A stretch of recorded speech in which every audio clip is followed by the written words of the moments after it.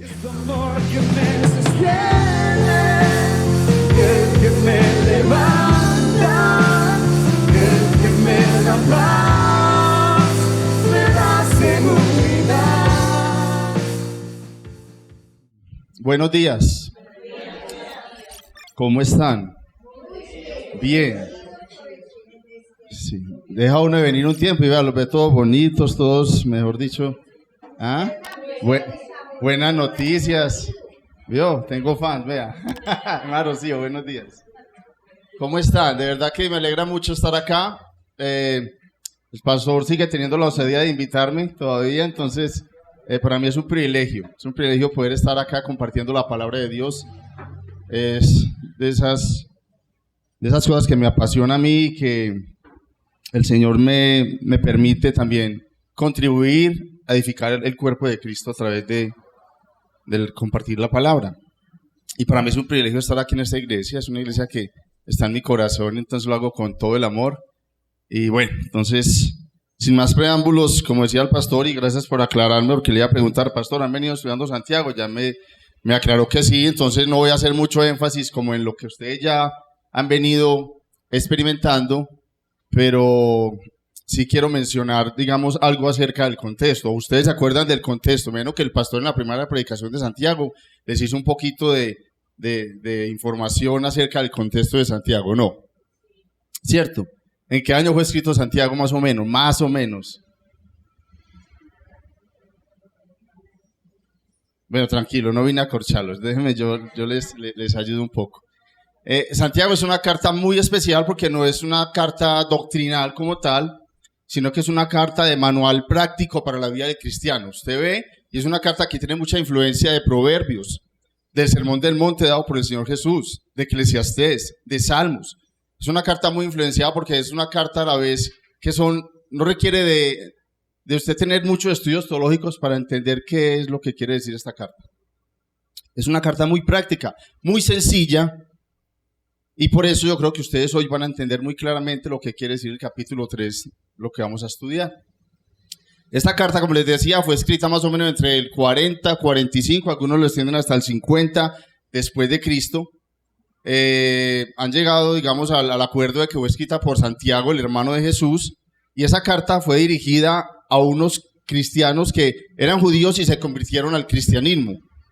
Pero después de la muerte de Esteban, allí en Jerusalén, hubo una persecución muy grande en Jerusalén, muy grande. Entonces muchos cristianos salieron de Jerusalén y fueron esparcidos por varios lugares. Esos cristianos, cuando llegaron a esos lugares, empezaron muy entusiasmados a compartir la palabra. Y empezaron muy entusiasmados a predicar el evangelio y empezaron a predicar del evangelio de Jesús. Pero a medida que iban predicando el evangelio, veían que las cosas no cambiaban, que la situación seguía igual, que seguía la persecución, seguía el hambre, las dificultades. Y muchos de ellos empezaron entonces a menguar en ese ímpetu, en esa pasión por compartir la palabra, por llevar el evangelio. Pero no solamente eso, sino que empezaron también a tener dificultades entre ellos. Y empezaron también a mostrar con sus hechos lo contrario a lo que ellos inicialmente estaban mostrando, que eran seguidores de Jesús, que eran cristianos. Es en ese contexto donde Santiago se toma la tarea de escribir esta carta. Se dice que desde Jerusalén, enviada a esos cristianos esparcidos por todos los lugares, para decirles en consejos muy prácticos: hey, pilas, que la fe sin obras es muerta. Y eso está en el 2:26. Dice, la fe sin obras es muerta. Porque ellos estaban convencidos de que, yo creo en Jesús, yo soy cristiano. Pero empezaron a tener comportamientos que no eran acorde con lo que ellos decían que creían, con su fe, con su vocación, ¿sí? Con lo que ellos esperaban que la gente los identificara. Pero a veces hay comportamientos entre nosotros que no respaldan esa decisión, que no respaldan esa fe, que no respaldan esa convicción que tenemos. Y es allí donde entonces Santiago nos lleva al capítulo 3. Ustedes ya han hablado de muchas cosas en el capítulo 1 y capítulo 2, pero hoy nos lleva al capítulo 3 para hablar de la lengua. Pero la lengua no es este miembro simplemente. Cuando dice la lengua es las palabras que salen de nuestra boca. La manera como hablamos, la manera como nos expresamos. ¿sí? Cómo nos comportamos en el hablar con los demás. Y eso es lo que nos compete hoy. Entonces ya saben un poquito el contexto, ¿de acuerdo? Entonces, no sé si nos podemos identificar un poquito con esa iglesia del primer siglo o no. Yo creo que sí. Yo creo que nos podemos ir identificando con eso. Porque si somos sinceros, muchas veces nuestras palabras no reflejan lo que mostramos, lo que queremos mostrar, lo que creemos, nuestra fe. Y yo quiero pedirle que oremos al Señor, para que en esta mañana su palabra, así de clara, pero que sea así de contundente para llegar a nuestro corazón y producir el efecto. Que no sea un domingo más, una predicación más o un invitado más, ¿cierto, pastor? Que sea la palabra y el Espíritu Santo hoy convenciéndole a usted y convenciéndome a mí de pecado, de justicia y de juicio.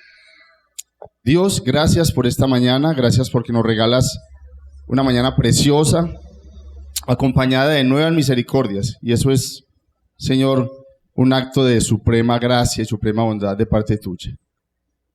Señor, en este momento yo quiero pedirte el favor que bendigas esta palabra que va a ser expuesta, pero que la bendigas de la manera que tu Espíritu Santo sea quien controle, quien hable, quien dirija todo lo que hoy se va a hacer, pero también quien prepare nuestros corazones, no solo para escucharla, no solo para ser oidores, como dice Santiago, sino hacedores de la palabra. Con esa intención y con ese deseo oramos en esta mañana, en el nombre de Jesús. Amén.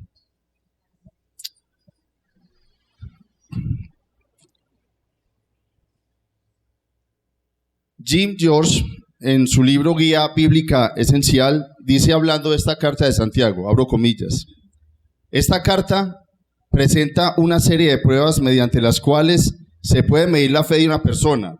Si el cambio real no se produce, los lectores tienen que examinar su fe y asegurarse de que no estén mostrando síntomas de una fe muerta, lo cual no es realmente fe. Cierro comillas.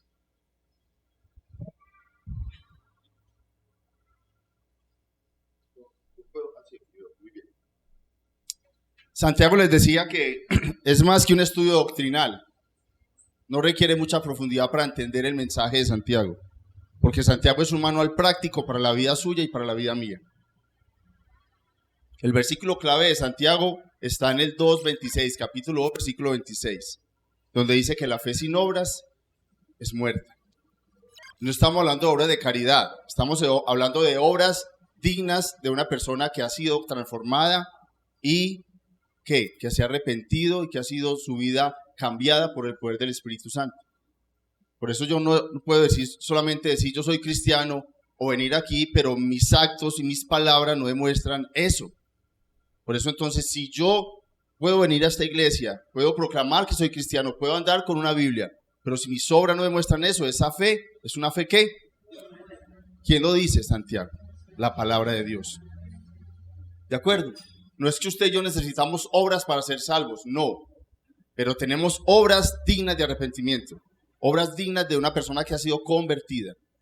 Una persona que ha sido transformada por el poder de Jesús es una persona que debe demostrar con su vida, con obras, que ha sido transformada. ¿Estamos de acuerdo con eso?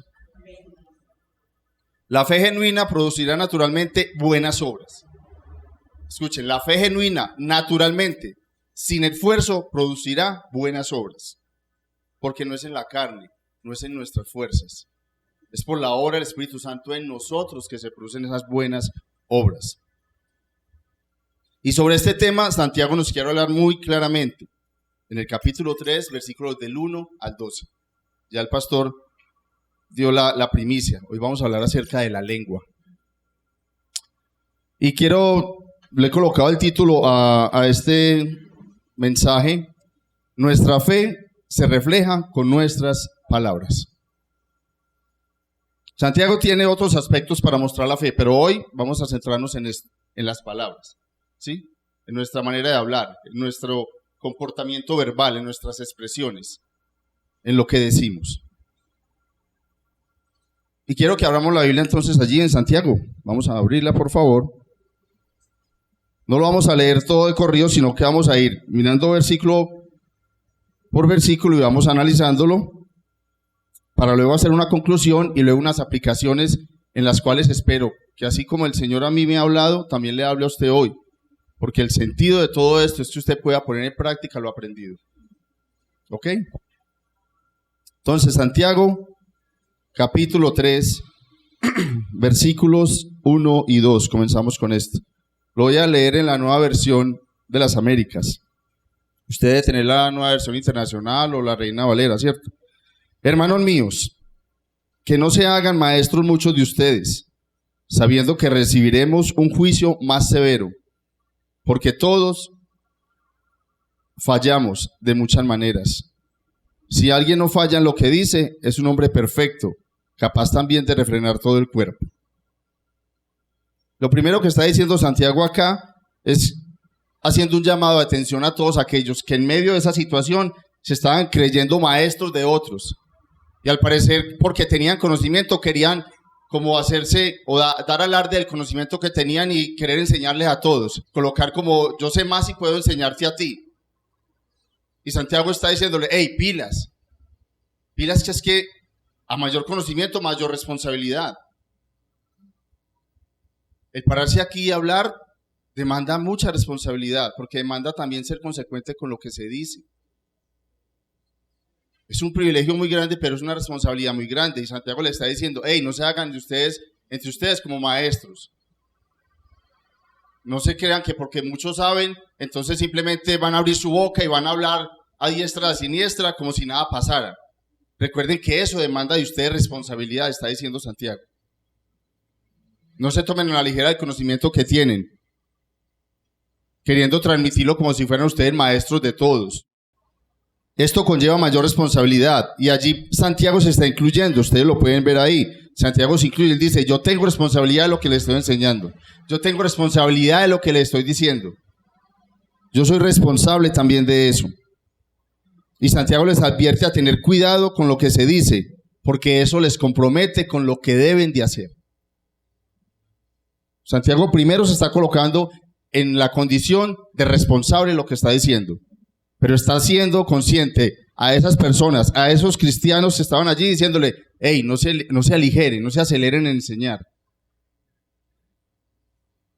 Que ustedes creen que enseñar es simplemente da honor, pero es que también hay responsabilidades. Así que mejor, casi que le dijera cálmense, ¿cierto? Cálmense, no se aceleren. Santiago luego en el versículo 3 y 4, leámoslo. Ahora bien, si ponemos el freno en la boca de los caballos para que nos obedezcan, dirigimos también todo su cuerpo. Miren también las naves, aunque son tan grandes e impulsadas por fuertes vientos, son, sin embargo, dirigidas mediante un timón muy pequeño por donde la voluntad del piloto quiere. Santiago acá ha utilizado dos figuras muy importantes para mostrarnos cómo se somete la voluntad de algo o de alguien y cómo mi voluntad la puedo también someter a algo. Es decir, no sé si ustedes aquí conocen un poco de caballos. A mí me encantan los caballos. No tengo caballos, tengo amigos con caballos. Me encanta montar a caballo y he aprendido mucho también con ellos. Y me doy cuenta en los caballos cuando un caballo está o es muy juicioso, como dice uno, muy obediente, es un caballo que se dice ha sido bien arrendado. Arrendado es que ha sido bien trabajado con la rienda. Es que ha sido un caballo que ha sido bien manejado por la boca.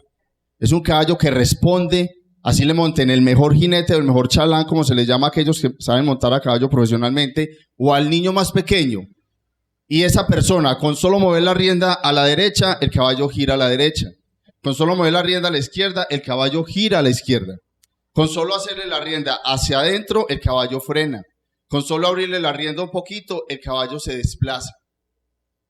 Cuando un caballo obedece a esas órdenes, sin necesidad de darle golpes, sin necesidad de pullarlo, como dicen en la costa, sin necesidad de aporrearlo, es un caballo que se dice, es un caballo bien arrendado.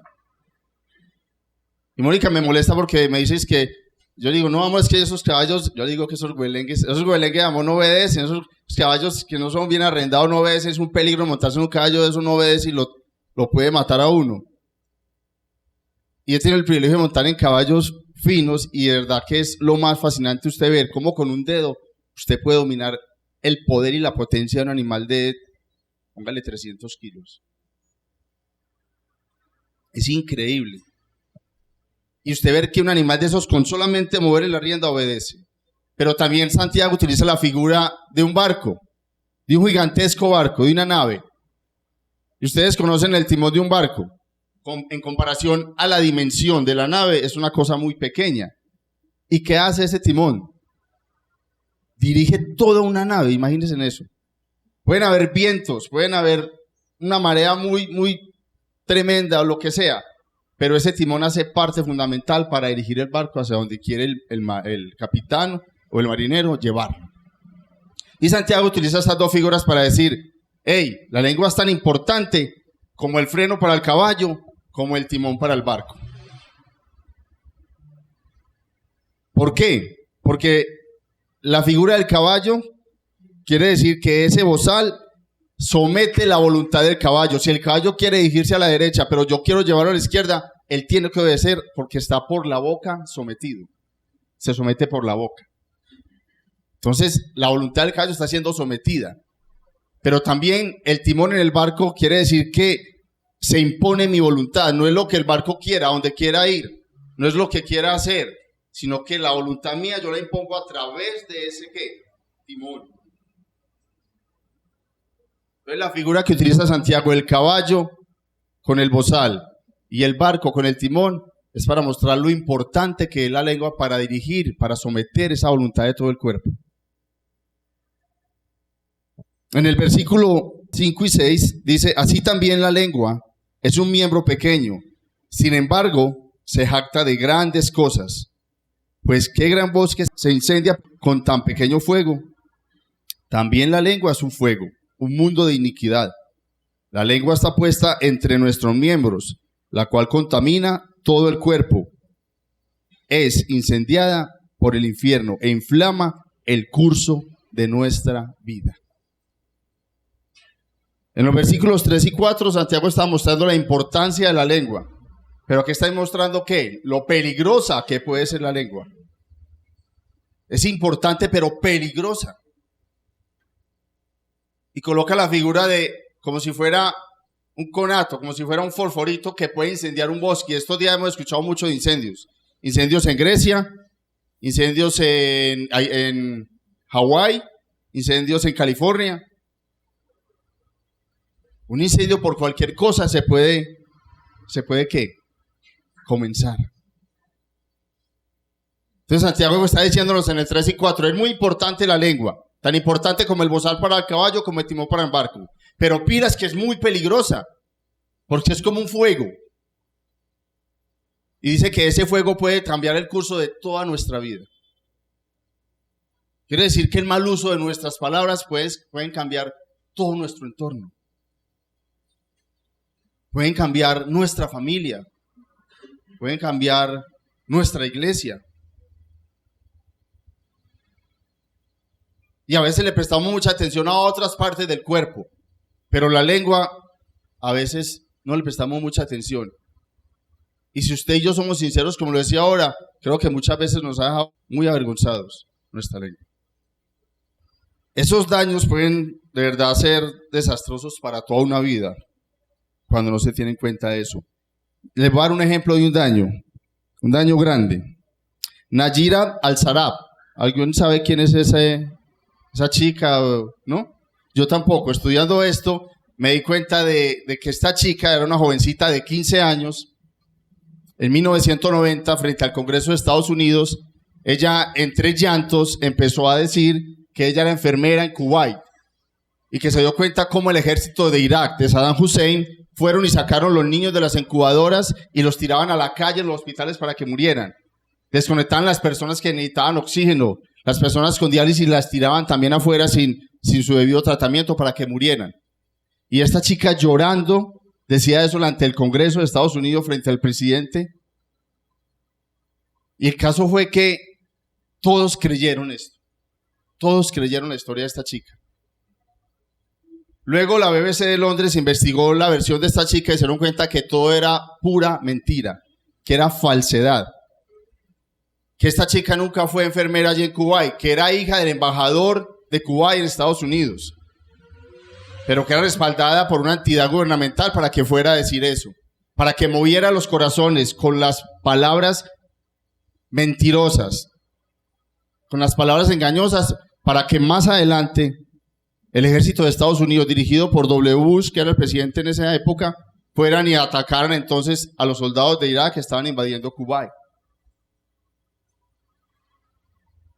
Y de ahí en adelante la historia continúa, 10 años más adelante, con todo esto. Es más, muestran un video, yo lo vi, donde el presidente de Estados Unidos replica estas palabras de esta chica para motivar al ejército a ir a defender a Kuwait. 10 años más adelante se da uno cuenta que ellos atacaron Irak, no solamente se quedaron con Kuwait. Y sin contar la cantidad de muertes. ¿Todo por qué? Porque a veces nuestras palabras, sin de verdad calcular el daño que pueden ocasionar, es un daño que usted ni yo nos podemos imaginar. Y esto lo puede corroborar, lo que pueden hacer unas palabras mentirosas, unas palabras engañosas. El versículo 7 y 8, miremoslo.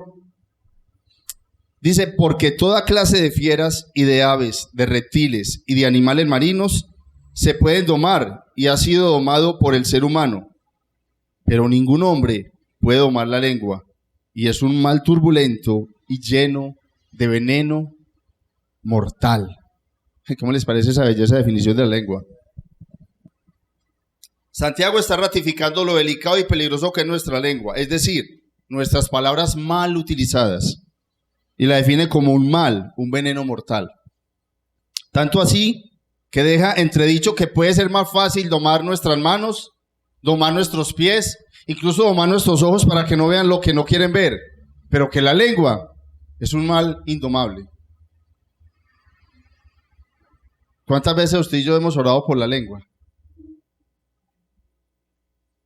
Por ser prudentes con nuestra boca.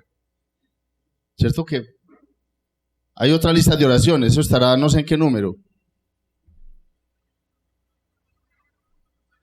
Y en el versículo 9 y 12 es muy interesante porque aquí Santiago utiliza cosas tan naturales como las plantas y como el agua, como algo que debe ser natural, debe ser completamente normal. Mire lo que dice en el 9 al 12. Con ella bendecimos a nuestro Señor y Padre, pero también con ella, ¿qué dice?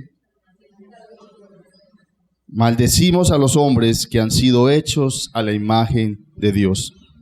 De la misma boca procede bendición y maldición. Hermanos míos, esto no puede ser así. Esto no debe ser así. ¿Esto por qué está sucediendo así? ¿Acaso una fuente echa agua dulce y amarga por la misma abertura? ¿Acaso, hermanos míos, puede una higuera producir aceitunas o una vid higos? Tampoco la fuente de agua salada puede producir agua dulce. Préstenme atención un momento, mis hermanos, a esto que les quiero explicar. Si usted en algún momento ve que un árbol de naranjas está echando banano, ¿usted qué dice? ¿Qué es esto? O una platanera echando naranjas. ¿Pero qué es esto? O una caña echando sal, produciendo sal en vez de azúcar. Uno dice, ¿esto es qué? Anormal. O sea, esto no es normal. Y usted lleva un botánico, lleva, no sé, un ingeniero agrícola, o lleva, y usted va y le muestra y dice, señor, lo primero que tengo que decir es que esto no es normal lo que le está pasando a su finca, a su huerta. Y Santiago está utilizando figuras como estas para decirles, si eso no es normal, entonces ¿por qué veo entre ustedes hermanos que bendicen y alaban a Dios, pero a la vez maldicen al hermano? Eso tampoco es normal. Eso no es natural. Si no es natural, como les decía, el ejemplo del árbol de naranjas dando bananos, uno diría, algo pasa ¿en dónde?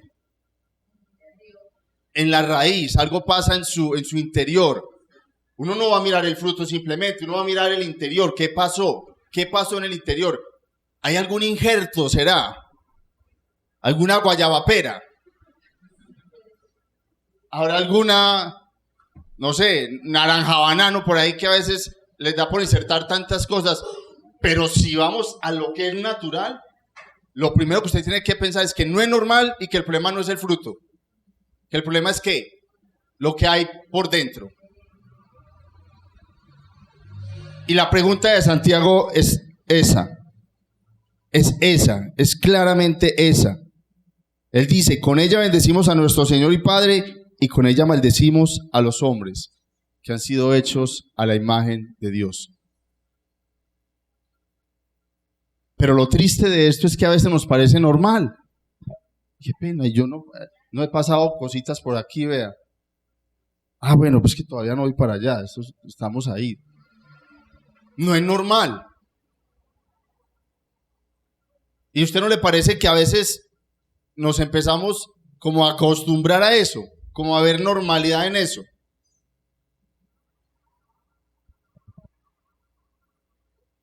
Santiago dice que no es un comportamiento natural que una persona que se presenta como cristiana y sus palabras no lo demuestren, usted pueda entonces decir que esa persona es verdaderamente cristiana y es naturalmente cristiana.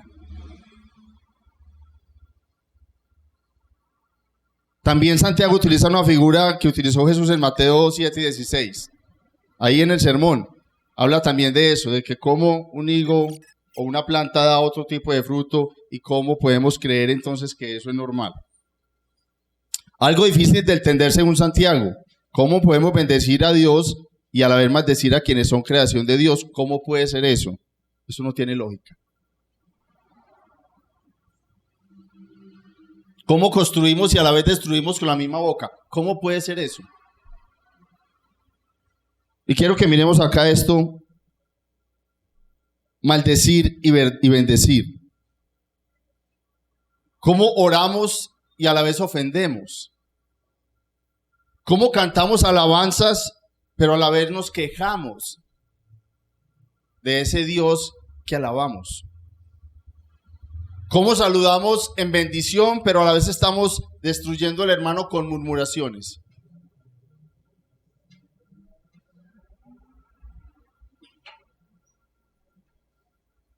Podemos querer mostrar quiénes somos, pero son nuestras palabras las que reflejan la verdad de nosotros. Puede usted ser muy cumplido y muy juicioso viniendo a la iglesia, viniendo a las actividades de la iglesia. Pero son sus palabras las que en el día a día demuestran realmente quién es usted.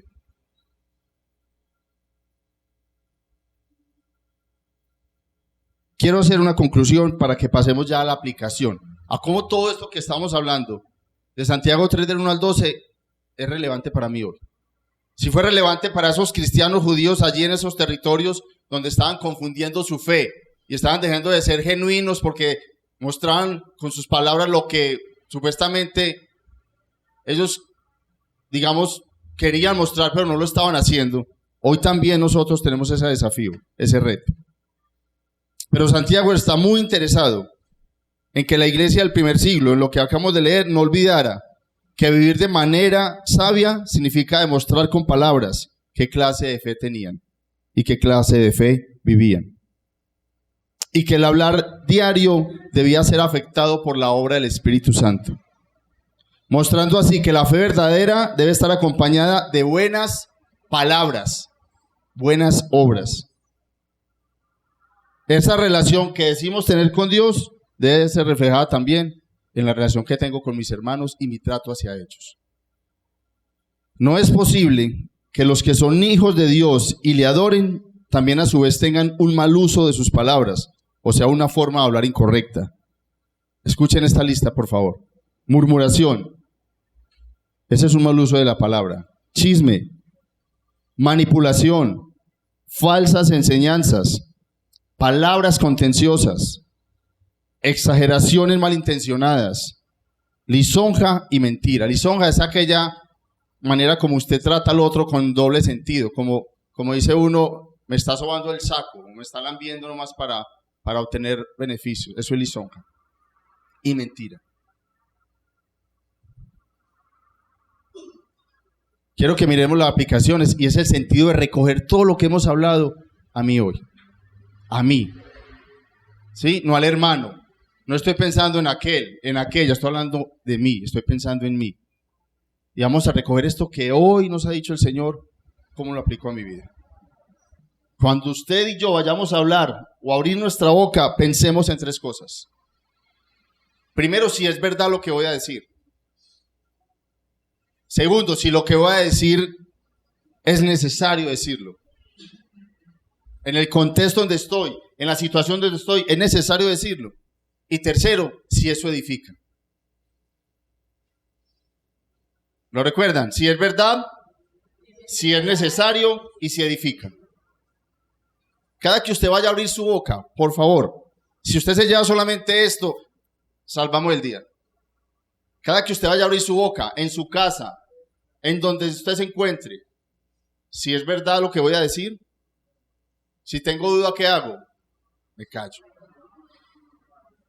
¿Sí qué más? Si es necesario decirlo. Y si eso edifica. Y si eso edifica. Miren, ya que es tan importante lo que usted dice como lo que usted no dice, ser sabio con nuestras palabras no es solamente decir las palabras precisas en el momento oportuno. No, no solamente es eso. No solamente es eso. Sino que también ser sabios con lo que se dice es también callar.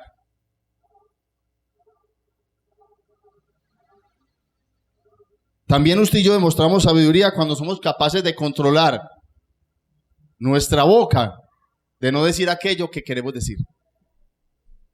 Lo repito, somos tan sabios cuando decimos las palabras oportunas en el momento preciso como cuando somos capaces de callar nuestra boca cuando queremos decir algo que sabemos que no debemos decir, porque ni es verdad posiblemente o porque, ¿qué más? O no edifica. Entonces, el sabio no es aquel que habla mucho, el sabio es aquel, dice la palabra, y aquí lo tengo en Proverbios 17:28, aún el necio, cuando calla, es tenido por sabio, cuando cierra los labios, por prudente.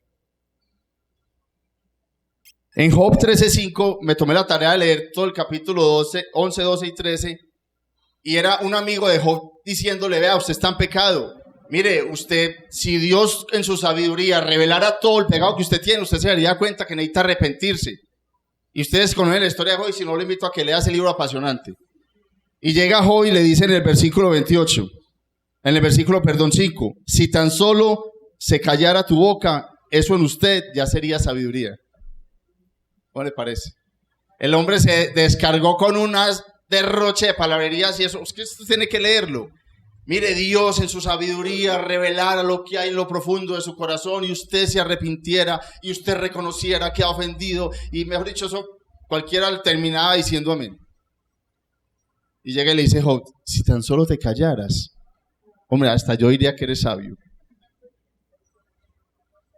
Eclesiastés 3:7 dice, hay tiempo para hablar y hay tiempo para callar. Así, las palabras que decimos tienen un gran efecto, no solo en nuestras vidas, sino también en las personas a quien las dirigimos. Eso es una gran responsabilidad. Porque usted muy poco se habla para sí, ¿o sí? Usted sus palabras las expresa para alguien. Pero esas palabras que expresamos a veces que no son ni verdad, ¿sí? Que no son, ¿qué más? A ver, la tarea. Ni necesarias, ni edifican. A otros afectan. A otros de verdad que afectan. Efesios 4:29 dice, miren, escúchenme mis hermanos. No salga de la boca de ustedes ninguna palabra mala, sino solo la que sea buena para edificación según la necesidad del momento. Para que imparta gracia a los que escuchan. Y entonces la pregunta aquí es, ¿cuánto de nuestras palabras han contribuido a edificar mi hogar, mis relaciones o esta iglesia? O por el contrario, ¿cuánto de nuestras palabras de pronto han encendido un pequeño o un gran fuego en nuestro hogar, con nuestros amigos o en esta iglesia? Esa sería la pregunta para nosotros. ¿Cuánto de nuestras palabras han servido de edificación para mi casa, para mis hijos, para mis amigos, para esta congregación?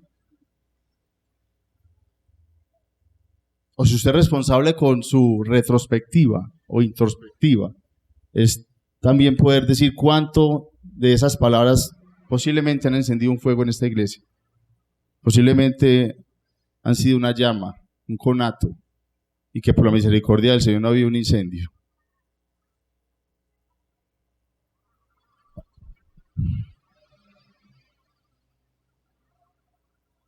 Tengamos en cuenta que la fe sin obras, según Santiago, es una fe ¿qué? Muerta. Y que las palabras son obras que evidencian cómo está nuestra fe. Cuando hablamos de fe, hablamos de relación con Dios. La palabra perfecto se repite 7 veces en toda la carta de Santiago. Y esto no significa sin pecado. No se confunda. Sin pecado solo hay uno, el Señor Jesucristo, el único perfecto. Pero sí significa que somos plenos, íntegros y sin fracturas. Esto quiere decir que nuestra fe no se debe mostrar fracturada o dividida. ¿Cómo así? ¿Cómo así que nuestra fe es dividida? Sí, porque cuando yo hago una cosa, pero demuestro otra con otras acciones, eso es una fe dividida, una fe fracturada, una fe que no es íntegra. La fe se muestra por nuestros hechos. En este caso que estudiamos es por el uso que le damos a nuestras palabras, a lo que decimos, cómo nos expresamos. Por eso, así como usted y yo nos sorprendemos si vemos un árbol de naranjas, como le dije, dando bananos, o una caña, en vez de dar azúcar, dando sal, también debemos de sorprendernos cuando vemos una persona que asiste a la iglesia, que canta, que ora, que es muy activa en el cuerpo de Cristo, que saluda a Dios te bendiga, y en la casa, o con los vecinos, o en el trabajo, o en el colegio, o en la universidad, se escucha criticando, se escucha diciendo palabras obscenas, se escucha hablando con sentido doble, se escucha mintiendo, se escucha diciendo palabras llenas de ira y contenciosa. Y si podemos llegar a lo que dice Santiago, lo primero que debemos decir es, eso no es natural. Porque es fácil cantar, porque es fácil orar, es fácil alabar al Señor, dice Santiago. Pero ¿cómo que esa misma boca, cuando sale de acá, va y grita en su casa? Va y ofende a sus hijos, va y maltrata a su esposa, va y miente en el trabajo. ¿Cómo es posible? Eso no es natural.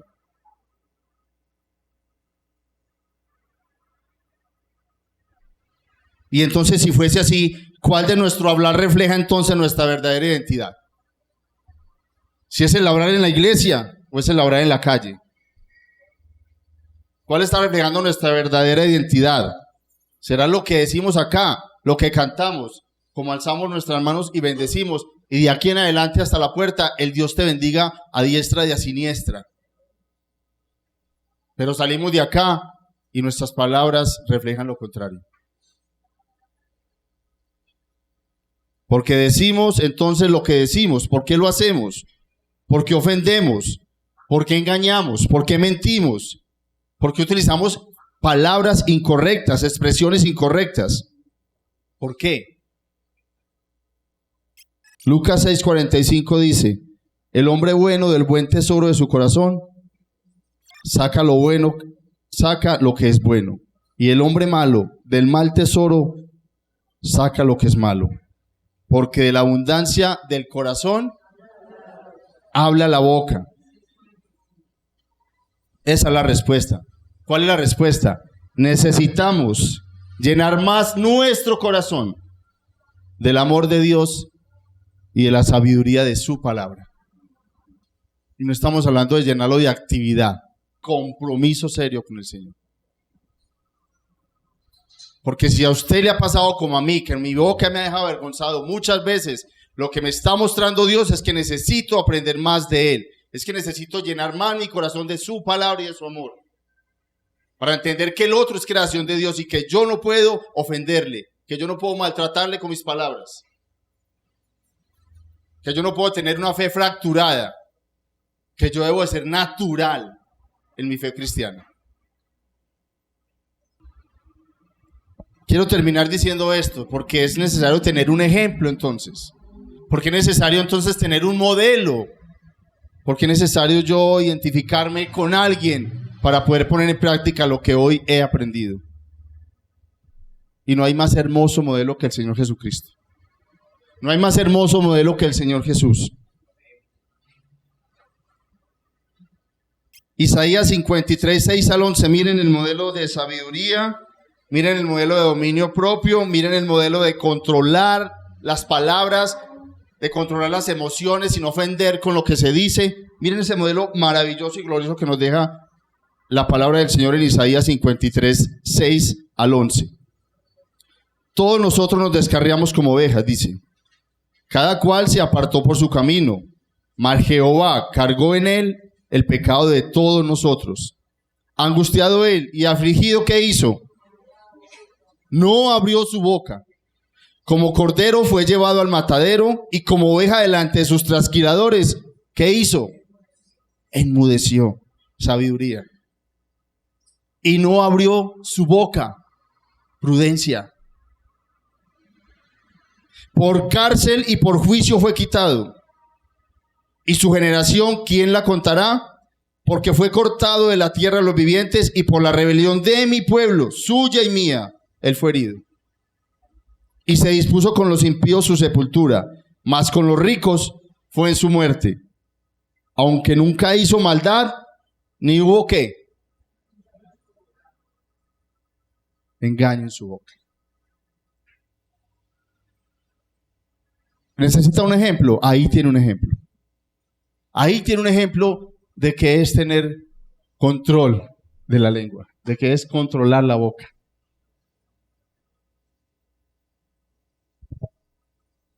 Termino diciendo lo siguiente, que Dios nos conceda, hermano, me coloco en primer lugar delante de ustedes para decir esto, como necesitado de esto, que Dios me conceda y les conceda, como a Jesús, tener la capacidad de controlar nuestras palabras y reflejar con nuestras acciones en qué nivel está mi madurez cristiana, cuán sabio soy y qué clase de fe vivo día a día.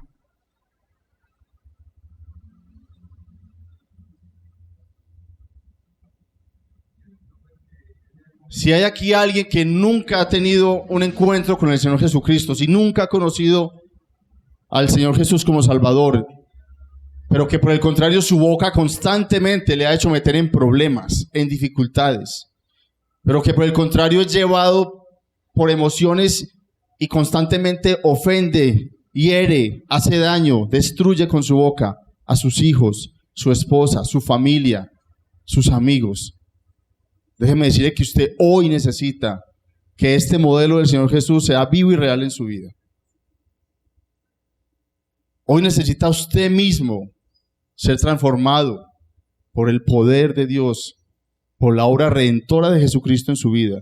Usted hoy necesita recibir a Jesús como su Salvador y entender que Él puede cambiar toda su vida y que aún aquello que es indomable, con el poder de Él usted puede tener control de su boca, de esas palabras que tantas veces lo han hecho quedar muy mal.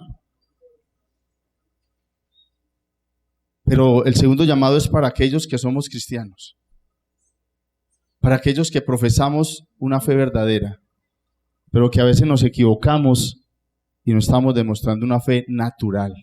Y no es natural ni normal que usted esté hoy allí sentadito, y salga de aquí y demuestre lo contrario con sus palabras. Es tu amor que me sostiene, el que me levanta.